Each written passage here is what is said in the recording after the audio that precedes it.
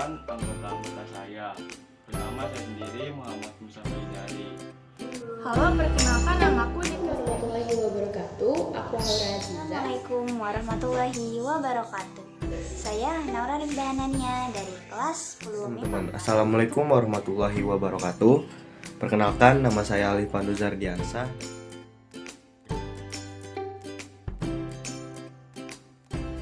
Yang menjawab pertanyaan pertama adalah Linda. Apakah virus itu? Virus adalah organisme terkecil yang bersifat parasit dan bisa menimbulkan penyakit dengan cara menginfeksi manusia, hewan, tumbuhan, jamur, bahkan bakteri. Virus tersusun atas bagian kepala yang berisi DNA atau RNA, kapsid, viroid, dan ekor. Ukuran virus lebih kecil dari bakteri, yaitu sekitar 20-300 n.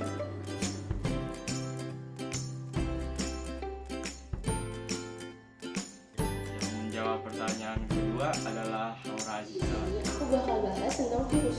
Nah, sebelumnya kalian udah tahu kan apa pengertian dari virus itu? Nah, sekarang kita akan bahas bagaimana sih cara virus berkembang biak. Virus itu berkembang biak dengan dua cara. Cara pertama adalah dengan cara daur litik dan cara kedua adalah dengan cara daur lisogenik. Apa sih bedanya? Daur litik adalah siklus reproduksi atau replikasi virus dengan disertainya matinya sel inang setelah terbentuknya suatu virus baru.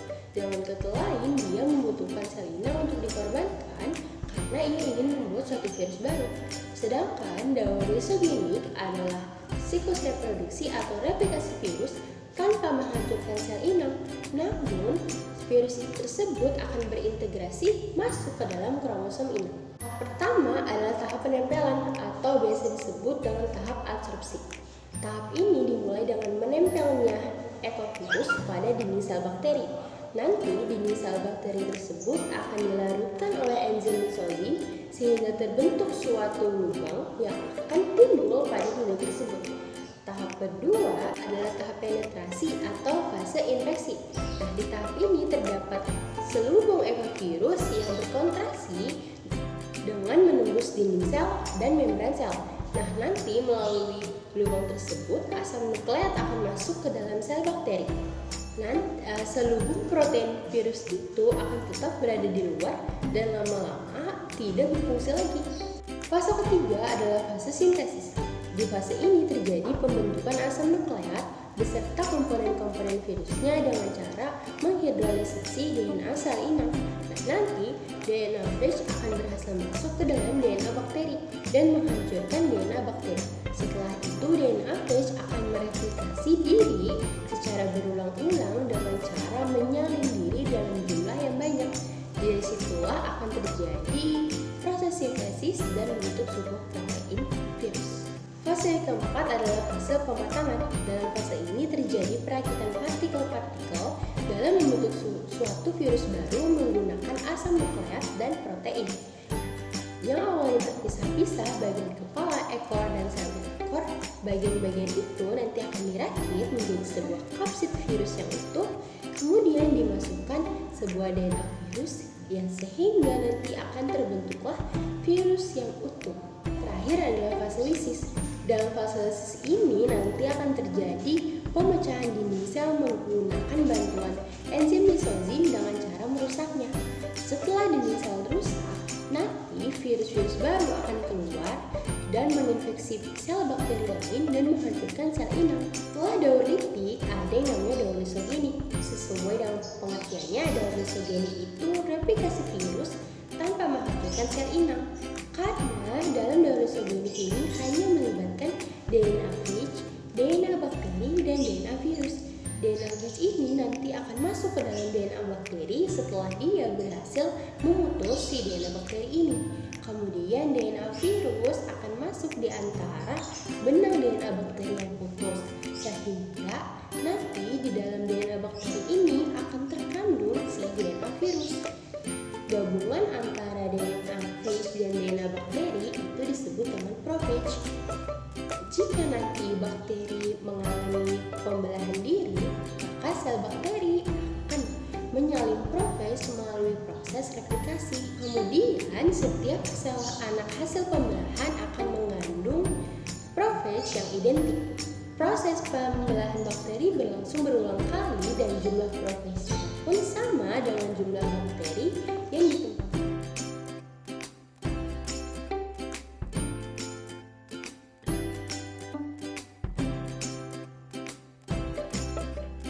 Yang menjawab pertanyaan ketiga adalah Naura Rinda dan Muhammad Ismail. Akan membahas materi mengenai jenis-jenis virus yang berbahaya. Salah satu jenis virus yang berbahaya ialah rotavirus. Rotavirus sendiri merupakan virus yang menginfeksi usus dan saluran pencernaan yang dapat menyebabkan penyakit diare pada anak-anak dan balita. Pertanyaan ketiga, jadi salah satu virus yang berbahaya itu virus rabies. Virus rabies ini menyerang manusia melewati gigitan dari hewan yang tertular virus rabies tersebut. Salah satu hewan-hewan yang bisa menyebabkan virus rabies ini adalah gigitan anjing, salah satunya kelelawar, dan mungkin bisa juga kucing. Rabies adalah infeksi virus yang menyerang otak dan sistem saraf. Apabila tidak ditangani dengan cepat, mungkin dapat menyebabkan kematian. Dan sampai sekarang ini rabies mungkin belum bisa disembuhkan.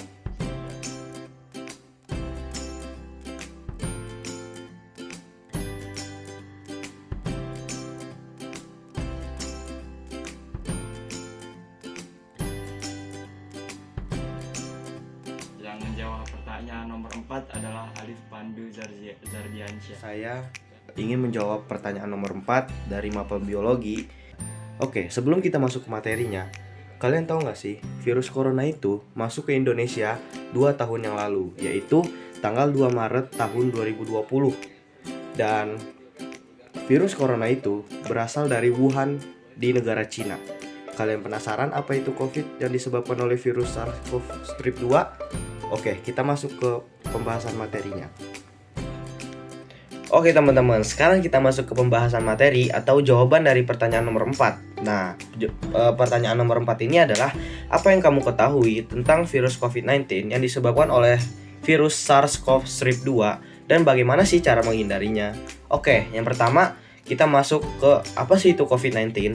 Jadi, penyakit COVID-19 ini atau bisa disebut juga coronavirus adalah penyakit yang ditemukan di negara China, tepatnya di kota Wuhan, China. Nah, penyakit ini tuh pertama kali ditemukan pada tahun 2019 teman-teman di negara China. Nah, penyakit COVID-19 ini masuk ke Indonesia sekitar 3 tahun yang lalu, yaitu pada tanggal 2 Maret tahun 2020. Nah, penyakit COVID-19 ini sangat berbahaya teman-teman. Jadi penyakit COVID-19 ini itu adalah namanya, dan virusnya itu adalah SARS-CoV-2. Jadi COVID-19 ini adalah sekedar namanya saja. Maksudnya itu COVID-19 ini itu adalah nama yang diberikan ke penyakit ini. Nah, tapi penyakit ini itu disebabkan oleh virus SARS-CoV-2 teman-teman. Nah, penyakit ini tuh sangat berbahaya sekali karena penyakit ini tuh menyerang organ pernapasan seperti paru-paru. Pokoknya penyakit ini tuh sangat ganas dan penyakit ini tuh menyerang ke indera pernapasan. Jadi sangat berbahaya bagi tubuh manusia. Nah, penyakit ini tuh dapat menyebabkan banyak hal teman-teman. Yang pertama, penyakit ini tuh bisa menyebabkan kita pastinya sesak nafas. Ya, yang kedua itu kita kehilangan indera penciuman. Yang ketiga itu kita kehilangan indera perasa kita. Nah, yang pertama tadi kan sesak nafas. Yang kedua itu kita kehilangan indera penciuman. Apa sih indera penciuman ini? Nah, jadi ketika kita terkena virus COVID-19 ini, nah indera penciuman kita itu hilang teman-teman. Seperti misalkan kita lagi memasak rendang itu kan terkenal dengan baunya yang wah banget karena rempahnya itu banyak banget kan. Nah, ketika kita terkena penyakit COVID-19 ini, kita nggak bisa mencium apa-apa teman-teman, termasuk bau rendang yang sangat enak itu. Nah, yang ketiga tadi kan kita itu kehilangan indera perasa. Maksud indera perasa itu ketika kita makan makanan pokoknya yang berbumbu atau apapun itu tetap aja teman-teman mulut kita itu tidak bisa merasakan apa-apa. Maksudnya itu mulut kita hambar aja gitu ketika kita makan. Jadi coronavirus ini juga sangat berbahaya teman-teman, karena hal yang disebabkan yang paling parah itu adalah pastinya kematian teman-teman karena COVID-19 ini. Nah, jadi penyakit COVID-19 ini itu sangat berbahaya teman-teman, dan penyakit ini itu tentunya sangat menular ya teman-teman. Nah, jadi bagaimana sih cara penularannya? Jadi nih, misalkan ada seseorang yang terkena COVID-19 dan dia itu bersin dan air liurnya itu terkena muka kita, otomatis kan karena ini misalkan muka kita nih terkena air liurnya, entah masuk ke hidung, ke mata, atau ke mulut, itu kan pasti langsung diserap oleh tubuh kan. Nah, karena hal itu aja kita juga udah bisa terkena COVID-19 teman-teman. Dan virus COVID-19 ini juga bisa menyebar karena keringat juga teman-teman. Misalkan kita nih misalkan tangan kita menempel dengan tangan orang yang terkena COVID-19, itu juga sudah menyebar teman-teman virusnya. Nah, sangat bahaya kan virus ini dan juga sangat gampang menyebarnya. Nah, sekarang kita masuk nih ke cara menghindarinya. Sebelumnya teman-teman tahu nggak sih cara menghindarinya itu kayak gimana? Oke, di sini saya akan memberitahu bagaimana sih cara menghindari penyakit COVID-19 ini. Yang pastinya yang pertama itu adalah kita harus menjaga kebersihan tubuh dan kita harus sering-sering mencuci tangan nih teman-teman. Cuci tangan pakai sabun minimal 20 detik. Nah, itu hal yang paling pertama, hal yang paling mudah tentunya. Nah, yang kedua itu adalah yang pastinya kita wajib menggunakan masker ketika kita keluar rumah. Kan pastinya di luar rumah itu banyak sekali polusi dan udara-udara yang tidak segar, udara-udara kotor, ataupun udara-udara yang sudah tercampur dengan virus COVID ini. Nah, makanya kita harus menggunakan masker teman-teman. Masker yang ada di mulut itu ya, bukan masker yang dipakai di muka, bukan. Nah, yang selanjutnya itu adalah pastinya kita harus menjaga makanan kita nih teman-teman. Kita harus makan makanan yang sehat, bergizi, dan juga kita harus makan yang teratur teman-teman yang pastinya.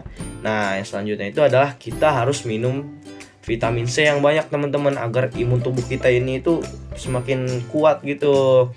Karena COVID-19 ini itu mudah menyebar akibat seseorang yang imunnya itu rendah teman-teman. Jadi kita harus sering-sering olahraga, sering-sering minum vitamin C, sering-sering makanan bergizi agar imun tubuh kita itu kuat teman-teman. Nah, cara yang selanjutnya itu adalah social distancing minimal 1 meter. Nah, social distancing ini itu maksudnya itu adalah menjaga jarak satu sama lain, yaitu sebesar maksud saya